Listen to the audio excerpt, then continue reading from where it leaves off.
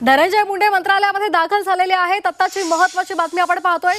मंत्रिमंडळ बैठकीसाठी धनंजय मुंडे दाखल झालेत। राज्य मंत्रिमंडळाच्या बैठकीला थोड्याच वेळात सुरुवात होणार आहे। मुख्यमंत्री देवेंद्र फडणवीसही मंत्रालयात दाखल झालेले आहेत। आत्ताची महत्त्वाची बातमी आपण पाहतोय।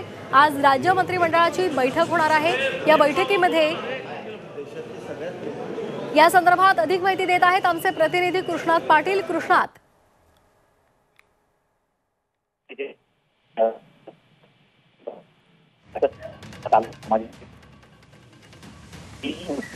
तर आपण पाहतोय मंत्रिमंडळाच्या बैठकीसाठी धनंजय मुंडे दाखल झालेले आहेत। ही दृश्य आपण झी24 तासवर पाहतोय। आज राज्य मंत्रिमंडळाची बैठक आहे आणि या बैठकीसाठी धनंजय मुंडे मंत्रालयात पोहोचलेले आहेत। मुख्यमंत्री देवेंद्र फडणवीस सुद्धा या बैठकीसाठी आलेले आहेत। आताची महत्त्वाची बातमी आपण पाहतोय।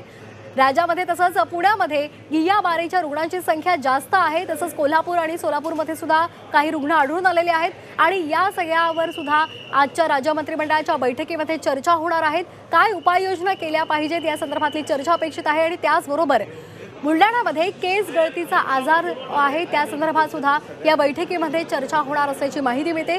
तसंच लोकोपयोगी काय महत्त्वाचे निर्णय आजच्या या बैठकीमध्ये घेतले जातात याकडे सुद्धा सर्वांचं लक्ष लागलेलं आहे। धनंजय मुंडे या बैठकीसाठी आता दाखल झालेले आहेत। राज्य मंत्रिमंडळाची आज बैठक आहे। मंत्रालयामध्ये धनंजय मुंडे पोहोचलेले आहेत। मुख्यमंत्री देवेंद्र फडणवीस सुद्धा मंत्रालयात दाखल झालेले आहेत। एक महत्त्वाची बातमी अशी आहे की काल अजित पवारांची अंजली दमानिया यांनी भेट घेतलेली होती आणि त्यामध्ये त्यांनी धनंजय मुंडे यांच्या राजीनाम्याची मागणी केलेली होती। राज्य मंत्रिमंडळाच्या बैठकीमध्ये त्या संदर्भात चर्चा होते का हे पाहणं सुद्धा महत्त्वाचं असेल।